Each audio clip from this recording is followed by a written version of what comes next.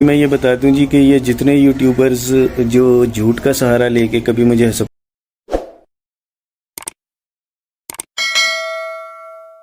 پہنچا دیتے ہیں، کبھی وہ کہتے ہیں جی کہ باپ کے اگینسٹ عدالت کے اندر بڑے برے ریمارکس دیے گئے ہیں کہ اس کو تو بچی دیں گے ہی نہیں۔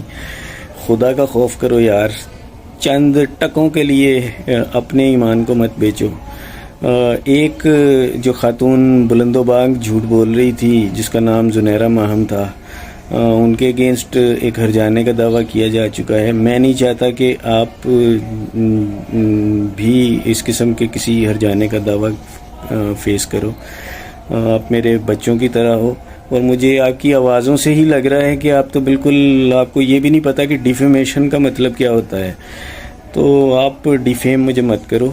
آپ صرف چند ویوز لینے کے لیے چھوٹے چھوٹے پدے چینلز جو ہیں وہ اس قسم کی حرکتیں نہ کریں۔ آپ کو یہ علم ہی نہیں کہ عدالت کے اندر کیا پروسیڈنگ ہوئی ہے۔ عدالت نے تو ابھی تک مجھ سے کچھ پوچھا ہی نہیں، کیونکہ مجھ سے پوچھنا اس وقت بنتا ہے جب آرگومنٹ سٹارٹ ہوتے ہیں۔ ابھی بات تو آرگومنٹس تک آئی نہیں۔ جج صاحب کا فوکس یہی ہے کہ بچی کو بازیاب کر کے عدالت میں لایا جائے۔ آپ کو شاید عدالتوں کی کارروائی کا علم ہی نہیں ہے کہ عدالتوں میں کیسے کارروائی کی جاتی ہے۔ عدالت نے پچھلی بار میرے لیے میری فیملی وہاں پہ کھڑی تھی، میری بچیاں، میری وائف وہ کھڑی تھی اندر، اور عدالت نے، جج صاحب نے بڑے کلیئر ریمارکس دیے تھے کہ اس فیملی کی حالت دیکھیں اور ان پہ ترس کھائیں اور ان کی بچی کو یہاں پر لے کر آئیں۔ اس کے علاوہ انہوں نے کسی قسم کے کوئی ورڈز مجھے نہیں دیے۔ اگر میرے لیے کوئی دیے ہوں تو میں ذمہ دار ہوں ان الفاظ کا۔ آپ خدا کا خوف کرو، ایسی ڈیفیمیشن کی ایسی چیزیں مت کرو کہ آپ کے اگینسٹ کوئی جو ہے وہ میں کارروائی کروں، کیونکہ مجھے پتہ ہے آپ لوگوں کے چینلز بھی بہت چھوٹے ہیں اور آپ کو ان حرکتوں کا مطلب بھی نہیں پتہ کہ یہ حرکتوں کا مطلب کیا ہوتا ہے۔ تو خدا کا نام لو، عقل کے ناخن لو، جھوٹ مت بولو۔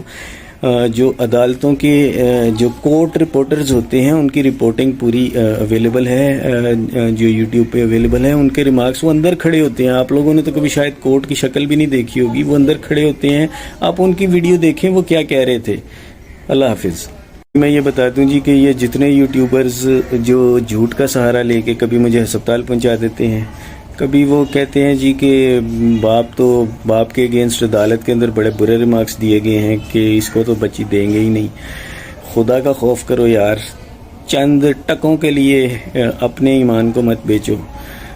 ایک جو خاتون بلند و بانگ جھوٹ بول رہی تھی جس کا نام زنیرہ ماہم تھا، ان کے اگینسٹ ایک ہرجانے کا دعویٰ کیا جا چکا ہے۔ میں نہیں چاہتا کہ آپ بھی اس قسم کے کسی ہرجانے کا دعویٰ فیس کرو۔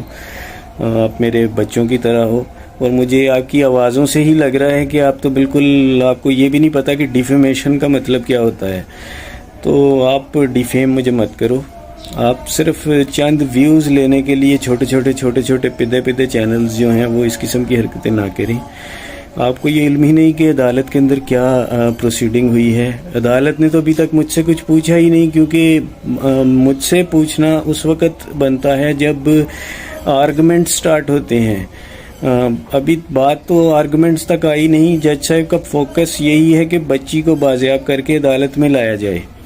آپ کو شاید عدالتوں کی کارروائی کا علم ہی نہیں ہے کہ عدالتوں میں کیسے کارروائی کی جاتی ہے۔ عدالت نے پچھلی بار میرے لیے میری فیملی وہاں پہ کھڑی تھی، میری بچیاں، میری وائف وہ کھڑی تھی اندر، اور عدالت نے، جج صاحب نے بڑے کلیئر ریمارکس دیے تھے کہ اس فیملی کی حالت دیکھیں اور ان پہ ترس کھائیں اور ان کی بچی کو یہاں پر لے کر آئیں۔ اس کے علاوہ انہوں نے کسی قسم کے کوئی ورڈز مجھے نہیں دیے۔ اگر میرے لیے کوئی دیے ہوں تو میں ذمہ دار ہوں ان الفاظ کا۔